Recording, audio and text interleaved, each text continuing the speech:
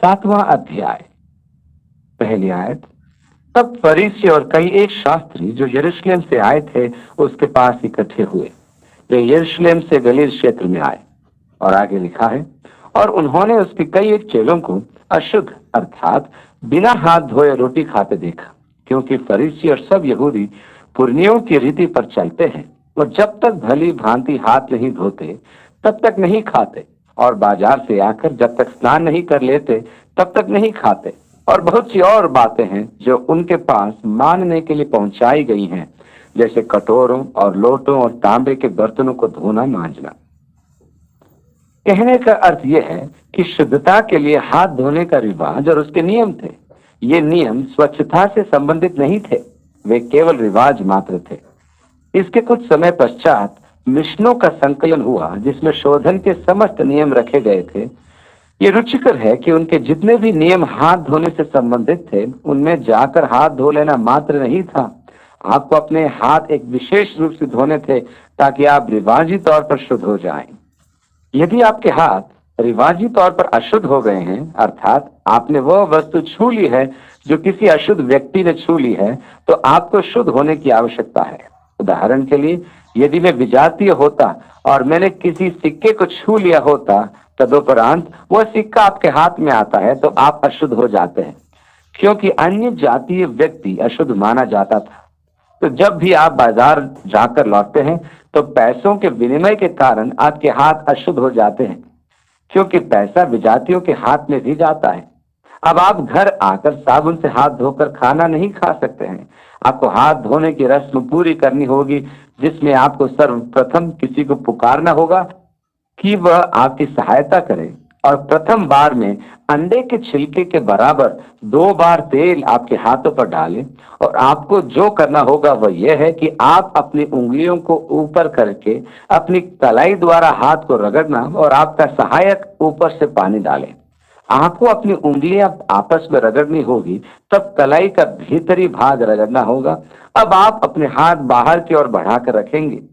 जो वस्तु आपके संपर्क में आएगी वह शुद्ध हो जाती है, इसलिए आप अपने हाथों को इस प्रकार मोड़ कर रखते हैं कि पानी आपकी कलाई से गिरे और वह जल आपके ऊपर न गिरे, अन्यथा आप पूरे अशुद्ध हो जाएंगे और आपको नहाना होगा। अब आप अपने हाथों को दूर रखते हुए नीचे की ओर करेंगे और पुनः 2 अंडे के छिलकों के बराबर पानी डाला जाएगा, जो इस बार आपकी उंगलियों से होकर गिरेगा। इसे वे दिन में अनेक बार करते थे और इसके बिना खाना नहीं खाते थे। उनके पानी के पात्र के शोधन का भी नियम था, क्योंकि क्या जाने एक मक्खी जो किसी अन्य जाति व्यक्ति पर बैठकर आई हो और आपके खाने के पात्र पर बैठकर उसे अशुद्ध कर दिया हो। यदि भूल चूक से मक्खी पात्र के भीतर प्रवेश कर गई है तो उस पात्र को चकनाचूर कर देना था, कि भूल से भी कोई उसके टुकड़े से तेल लेकर अपने पैर की छोटी उंगली पर भी न लगा ले। उस समय ऐसे अनेक नियम थे। यदि पात्र धातु या पीतल का है तो उसका शोधन करके पुनः प्रयोग के भी नियम थे। यदि प्लेट सीधी थी तो उसका शोधन किया जा सकता था, परंतु यदि उसके छोर मुड़े हों तो उसे भी पूर्णतः तोड़ दिया जाता था। ये समस्त नियम मिशना में निहित थे। ये पुरनियों की प्रथा कहलाती थी। इसलिए 5वीं आयत से आगे लिखा है, इसलिए उन फरीसियों और शास्त्रियों ने उससे पूछा कि तेरे चेले क्यों पुरनियों की रीति पर नहीं चलते और बिना हाथ धोए रोटी खाते हैं। उसने उनसे कहा कि यशायाह ने तुम कपटियों के विषय में बहुत ठीक भविष्यवाणी की। जैसा लिखा है कि ये लोग होठों से तो मेरा आदर करते हैं, पर उनका मन मुझसे दूर रहता है, और ये व्यर्थ मेरी उपासना करते हैं, क्योंकि मनुष्यों की आज्ञाओं को धर्मोपदेश करके सिखाते हैं। ये बड़ी विचित्र बात है कि मनुष्य कितनी आसानी से धर्म सिद्धांत बना देते हैं। मेरे विचार में स्वतंत्रता प्राप्ति के लिए किसी मनुष्य का प्रथाओं से मुक्त होना सबसे कठिन पकड़ है। सत्य तो यह है कि इन प्रथाओं का बाइबल आधार है ही नहीं। यदि आप प्रथाओं की पृष्ठभूमि को देखेंगे तो आपको ज्ञात होगा कि इनका मूल बाइबल में नहीं है। उनका मूल प्रायः अन्य धर्मों में होता है, परंतु कलीसिया में दीर्घ काल से प्रचलित होने के कारण वे कलीसिया का रूढ़िवाद बनकर धर्म सिद्धांत बन जाती हैं। कलीसिया में अनेक प्रथाएं प्रचलित हैं। दुर्भाग्य की बात तो यह है कि कलीसिया में वही प्रथाएं प्रचलित हैं जिनके संबंध में यीशु ने फरीसियों को झिड़का था। यहाँ मनुष्य की प्रथाओं पर आधारित धर्म सिद्धांतों की शिक्षा दी जाती है। अधिकांश धर्म सिद्धांतों का आधार बाइबल में नहीं है, वे केवल प्रथाएं हैं। उदाहरण के लिए शिशु का बपतिस्मा, इसका एक भी बाइबल संदर्भ नहीं है। ये मनुष्यों की प्रथा है, परंतु अनेक कलीसियाएं इन पर दृढ़ता से व्यवहार करती हैं और धर्म सिद्धांत मानती हैं। ये अनेक प्रथाओं में से एक है। यीशु ने कहा, क्योंकि तुम परमेश्वर की आज्ञा को टालकर मनुष्यों की रीतियों को मानते हो। और उसने उनसे कहा, तुम अपने रीतियों को मानने के लिए परमेश्वर की आज्ञा कैसी अच्छी तरह टाल देते हो। तुम अपनी प्रथाओं को परमेश्वर की आज्ञाओं से ऊपर मानते हो। 10वीं आयत से आगे लिखा है, क्योंकि मूसा ने कहा है कि अपने पिता और अपनी माता का आदर कर, और जो कोई पिता व माता को बुरा कहे वो अवश्य मार डाला जाए। परंतु तुम कहते हो कि यदि कोई अपने पिता माता से कहे कि जो कुछ तुझे मुझसे लाभ पहुंच सकता था वो कुर्बान अर्थात संकल्प हो चुका है, तो तुम उसको उसके पिता व उसकी माता की कुछ सेवा करने नहीं देते। अब यदि आप यहूदी व्यवस्था के अधीन अपनी माता या अपने पिता को श्राप देते हैं तो आपका पत्थरवाह किया जाएगा, क्योंकि परमेश्वर की आज्ञा है तो अपने माँ बाप का आदर कर। परंतु उन्होंने एक प्रथा चला दी जिसमें आपको कहना है, पिताजी ये कुर्बान है, और आप अपने माता पिता को कैसे भी अपशब्द बोल सकते थे। उन्होंने प्रथाओं का आविष्कार इसलिए तो किया था कि परमेश्वर की आज्ञाओं के बंधन से मुक्त हो जाएं। व्यवस्था के अनुसार संतान को माता पिता के लिए देखरेख की व्यवस्था करनी होती थी, परंतु यदि पुत्र कहे कि कुर्बान किया तो वो माता पिता के उपकार के बंधन से मुक्त हो जाता है, या किसी के भी उपकार के बंधन से उसे मुक्ति प्राप्त हो जाती है। इस प्रकार वे व्यवस्था का निराकरण करते हैं। 13वीं आयत में आगे लिखा है, इस प्रकार तुम अपनी रीतियों से जिन्हें तुमने ठहराया है परमेश्वर का वचन टाल देते हो और ऐसे ऐसे बहुत काम करते हो। यीशु ने उन्हें कपटी कहा था और उसने लोगों को अपने पास बुलाकर उनसे कहा, तुम सब मेरी सुनो और समझो। अब वो यहाँ तक कि सबसे उग्र बात कहता है। यीशु ने अपने जीवन में बहुत सी उग्र बातें कही हैं, परंतु ये संभवतः ये उसकी कही उग्र उक्तियों में सबसे अधिक उग्र है, और इसके लिए आपको पृष्ठभूमि पर ध्यान देना होगा। यहूदी व्यवस्था में कुछ मांस खाना वर्जित था, जैसे कि सुअर का, क्योंकि उसे अशुद्ध माना जाता था। अंतियाखेस एपिफेनिस ने जब इजराइल पर विजय प्राप्त की थी तो उसने ये आज्ञा निकाले कि सब सुअर का मांस खाएंगे, और यदि जो नहीं खाएगा उसे मृत्यु दंड दिया जाएगा, और हजारों यहूदी मारे गए। यह मकबी युग की घटना है। ऐसी पृष्ठभूमि के संदर्भ में यीशु का कथन अत्यधिक विपरीत है, और उसने लोगों को अपने पास बुलाकर उनसे कहा, तुम सब मेरी सुनो और समझो। अब वह जन समूह से वार्तालाप कर रहा है। वो फरीसियों को सुना रहा है कि उन्होंने किस प्रकार परमेश्वर की व्यवस्था का निराकरण किया, और जन समूह को संबोधित करके कहता है, ऐसी तो कोई वस्तु नहीं जो मनुष्य में बाहर से समाकर अशुद्ध करे, परंतु जो वस्तुएं मनुष्य के भीतर से बाहर निकलती हैं वे ही उसे अशुद्ध करती हैं। यदि किसी के सुनने के कान हो तो सुन ले। मनुष्य के मुंह में से होकर जाने वाली वस्तु उसे अशुद्ध नहीं करती।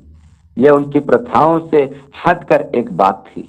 जब वे घर आ गए तो चेलों ने पूछा। जब वो भीड़ के पास से घर में गया तो उसके चेलों ने इस दृष्टांत के विषय में उससे पूछा। उसने उनसे कहा, क्या तुम भी इसे न समझे हो? क्या तुम नहीं समझते कि जो वस्तु बाहर से मनुष्य के भीतर जाती है वो उसे अशुद्ध नहीं कर सकती, क्योंकि वो उसके मन में नहीं परंतु उसके पेट में जाती है और संडास में निकल जाती है। ये कहकर उसने सब भोजन वस्तुओं को शुद्ध ठहराया। भोजन आपको आत्मिक रूप से अशुद्ध नहीं करता, क्योंकि वह शरीर से निकल जाता है। हम शोधन को रस्म रूप में मानकर चल रहे हैं। अब सुअर के मांस से रोगग्रस्त आदि हो सकते हैं, इसमें आत्मा को अपवित्र करने का कोई गुण नहीं है। फिर उसने कहा, जो मनुष्य में से निकलता है वही मनुष्य को अशुद्ध करता है, क्योंकि भीतर से अर्थात मनुष्य के मन से बुरी बुरी चिंता, व्यभिचार, चोरी, हत्या, परस्त्रीगमन, लोभ, दुष्टता, छल, लुचपन, कुदृष्टि, निंदा, अभिमान और मूर्खता निकलती है। ये सब बुरी बातें भीतर ही से निकलती हैं और मनुष्य को अशुद्ध करती है। जो भीतर जाता है वो नहीं, वरन जो भीतर से बाहर आता है वो मनुष्य को अशुद्ध करता है और उसके मन के विचार प्रकट भी करता है। मन ही तो है जहां आत्मिक शुद्धता वास करती है। धन्य है वे जो मन के शुद्ध हैं, वे परमेश्वर को देखेंगे। यही तो आत्मिक अशुद्धि का स्थान है। आप क्या खाते हैं उससे नहीं, पर आप क्या हैं उससे संबंधित है। यह आपका उदर नहीं, मन है जो देखा जाता है, क्योंकि वह आपका अंतरंग भाग है। 24वीं आयत में लिखा है, और वो वहां से निकलकर सूर और सैदा के देशों में आया और एक घर में गया और चाहता था कि कोई न जाने। सूर और सैदा निसंदेह गलील सागर के किनारे स्थित थे। इनके विषय में हाल में आप पढ़ते रहे हैं। सूर कफरनहूम से लगभग 35 मील की दूरी पर उत्तर पूर्वी दिशा में स्थित है, और उससे आगे उसी मार्ग में लगभग 25 मील आगे चलकर सैदा आता है। यीशु अब गलील क्षेत्र से निकलकर अन्य जातियों के क्षेत्र में प्रवेश कर रहा था। 24वीं आयत से आगे लिखा है, और वह वहां से निकलकर सूर और सैदा के देश में आया और एक घर में गया और चाहता था कि कोई न जाने, क्योंकि लड़कों की रोटी लेकर कुत्तों के आगे डालना उचित नहीं है। यहाँ आकर अनेक जन यीशु से ठोकर खाते हैं। यहाँ एक स्त्री थी जो बहुत परेशानी में थी। उसकी छोटी पुत्री के साथ बहुत बड़ी समस्या थी। उसकी पुत्री दुष्टात्मा से ग्रस्त है। यह स्त्री हताश होकर यीशु के पास आती है और सहायता की याचना करती है। क्योंकि वह एक यूनानी स्त्री थी जिसका मूल सुरूफिनिकी जाति से था, यीशु उसे कुत्ते की संज्ञा देता है। इस युग में भी आवारा कुत्ते होते थे और मनुष्य उनसे घृणा करते थे। वे झुंड में रहते थे और वे भेड़ों पर तथा इंसान के बच्चों पर आक्रमण करते थे। वे खूंखार और बड़े दुष्ट प्राणी थे, इसलिए वे सबकी घृणा के पात्र होते थे। यहूदी प्राय अन्य जातियों को विजातीय कुत्ते कहते थे, जो निंदा का शब्द था। यीशु द्वारा उस स्त्री को कुत्ता कहा जाना एक हिला देने वाली बात थी। यीशु ने कुत्ते के लिए यही शब्द प्रयोग में लिया था, अर्थात अपने बच्चों की रोटी अपने प्यारे से कुत्ते को देना उचित नहीं। उसने उसको उत्तर दिया कि सच है प्रभु, तो अभी कुत्ते भी तो मेज के नीचे बालकों की रोटी का चूर चार खा लेते हैं। उस युग में उनके पास छुरी, कांटे और चम्मच नहीं होते थे। उनके पास खाने के बर्तन भी नहीं होते थे। उनके पास वही पात्र थे जो परमेश्वर ने मनुष्य को खाने के लिए दिए थे। वे हाथ से खाना खाते थे। उनकी भोजन करने की विधि बड़ी ही आकर्षक थी। वे सदैव रोटी ही खाते थे। रोटी तोड़कर वे उसे व्यंजन में डुबाते थे। रोटी को चम्मच के सदृश मोड़कर डुबाया जाता था। अब क्योंकि वे हाथ से खाते थे, इसलिए सब्जियां, तेल, मसाले आदि उंगलियों में लग जाते थे, जिसे पोंछने के लिए वे एक रोटी के टुकड़े का प्रयोग करते थे। अब उंगलियां पोंछने के पश्चात वे इस रोटी के टुकड़े को, जिसमें स्वादिष्ट व्यंजन लगा हुआ है, अपने पालतू कुत्ते को डाल दिया करते थे, जो पास ही में आशा बांधे खड़ा रहता था। इस प्रकार वो अपने स्वामी के भोजन की मेज से गिरे हुए टुकड़ों को खाता था। सांस्कृतिक पृष्ठभूमि को समझने के पश्चात हमें यीशु का वचन कटु प्रतीत नहीं होगा, जैसे कि अन्यथा प्रतीत होता है। यहाँ एक यूनानी स्त्री है जो वाचा के बाहर की जाति की है। यीशु ने कहा था कि वह इजराइल के घराने की खोई हुई भेड़ों के लिए भेजा गया है। इसलिए जब यह अन्य जाति स्त्री ने अपनी समस्या के समाधान की याचना यीशु से की, तो उसने कहा कि बच्चों की रोटी कुत्तों को नहीं डालते हैं। रोटी उन्हीं के लिए है कि वे खाएं। परंतु स्त्री ने कहा कि वे कुत्ते भी तो गिरे हुए रोटी टुकड़े खाकर बच्चों के साथ सहभागी होते हैं। दूसरे समाचार में लिखा है कि यीशु ने कहा, हे स्त्री, तेरा विश्वास बड़ा है। उसने उससे कहा, इस बात के कारण चली जा, दुष्ट आत्मा तेरी बेटी में से निकल गई है। और उसने घर आकर देखा कि लड़की खाट पर पड़ी है और दुष्ट आत्मा निकल गई। फिर वह सूर और सैदा के देश से निकलकर दिकापुलिस देश से होता हुआ गलील की झील पर पहुंचा। वह वास्तव में घूम कर गया था। दक्षिण की ओर जाने के लिए वह पहले उत्तर की ओर गया। और आगे लिखा है, और उन लोगों ने एक बहेरे को, जो हकला भी था, उसके पास लाकर उससे विनती की कि अपना हाथ उस पर रखे। तब वो उसको भीड़ से अलग ले गया और अपनी उंगलियां उसके कान में डाली और थूक कर उसकी जीभ को छुआ और स्वर्ग की ओर देखकर आह भरी और उससे कहा, इपफ्ता, अर्थात खुल जा, और गूंगे को बोलने की शक्ति देता है। यहाँ हम एक नई विधि को देखते हैं। यीशु ने अपनी उंगलियों को उसके कानों में डाली और थूक कर उसकी जीभ पर लगाया। यीशु के विषय रोचक बात तो यह है कि वह एक ही तरीके का प्रयोग हर समय नहीं करता था। हमारी व्यवस्था कुछ इस प्रकार की होती है कि हम प्रत्येक कार्य के लिए एक तरीका ढूंढना चाहते हैं। हम सदैव किसी गुप्त सूत्र की खोज में रहते हैं और हम सदा एक क्रिया प्रणाली के विकास में लगे रहते हैं। और हम कलीसिया में कार्य विधियों का विकास करने के प्रयास में जुड़ जाते हैं। यह है कि विधि जिसके द्वारा परमेश्वर का कार्य किया जा सके, ऐसा हम सोचते हैं। परंतु सत्य तो यह है कि ऐसी कोई विधि विशेष नहीं जिससे परमेश्वर का कार्य किया जाए। परमेश्वर विविध विधियों से कार्य करता है। वह किसी निर्धारित विधि में बंधने से इनकार कर देता है, क्योंकि वह नहीं चाहता कि हम कार्य विधियों का विकास करें। इसलिए प्रभु ने अपनी इच्छा के अनुसार कार्य करने का निर्णय लिया और वह विभिन्न विधियों का प्रयोग करता है।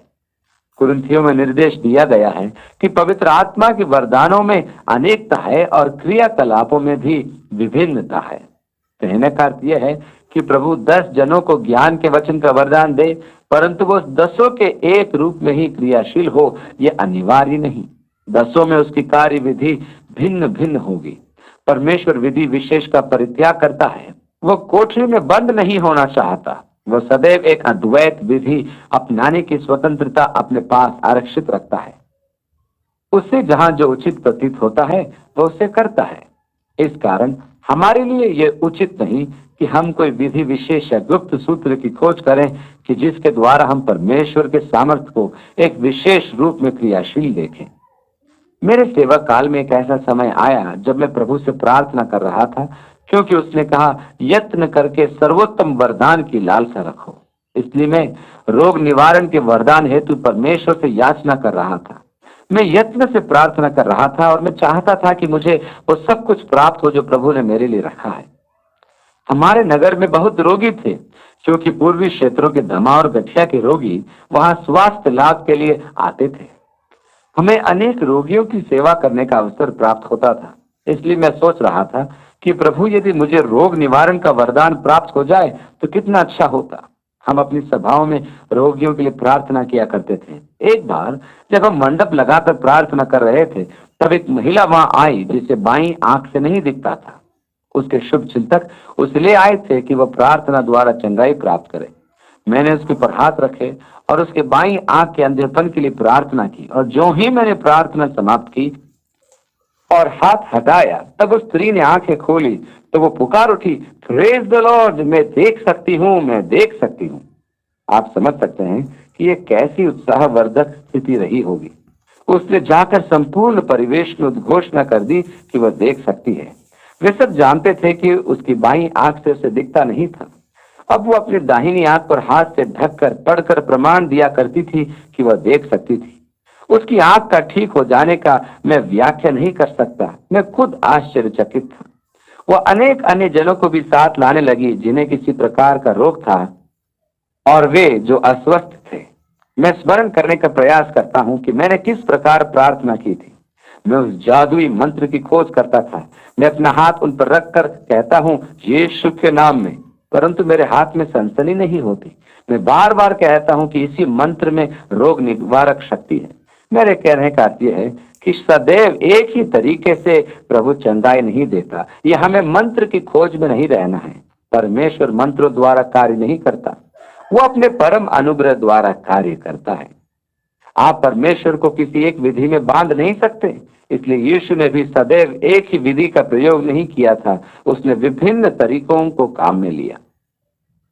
एक और ध्यान देने योग्य बात यह है कि उसने स्वास्थ्य पाने वालों से प्राय कहा किसी से ना कहना, परंतु वे जाकर सबसे कह देते थे। यीशु ने क्यों मना करता था?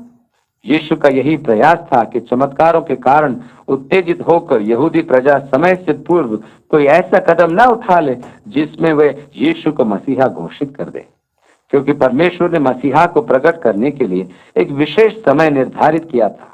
जब यीशु अपनी सेवा के आरंभ में गलील के काना नगर में किसी विवाह में आमंत्रित था, तब वहां दाख मधु समाप्त हो गया था। यीशु की माता मरियम ने आकर उससे कहा, बेटा उनका दाख मधु समाप्त हो गया है। यीशु ने उत्तर दिया, मुझे उससे क्या मतलब, ये मेरी समस्या नहीं है।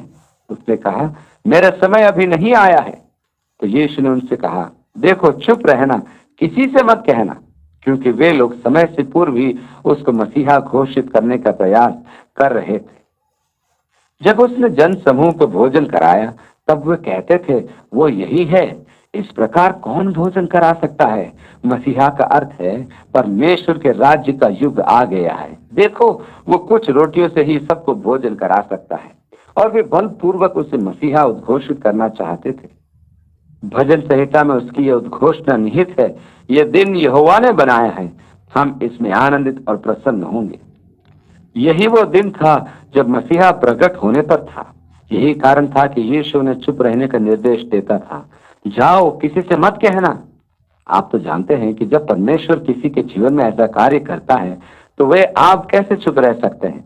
वह उन्हें चुप रहने के जितने अधिक निर्देश देता था उतने ही अधिक वे चर्चा करते थे, और लोग अचंभा करते थे कि वो बहरों के कान खोल देता है और गूंगों की जीभ ठीक कर देता है। यही तो हमारे प्रभु के आश्चर्य कर्म थे।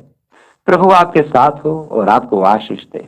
मसीह का वचन विश्वास के द्वारा आपके मन में परिपूर्ण होकर वास करे।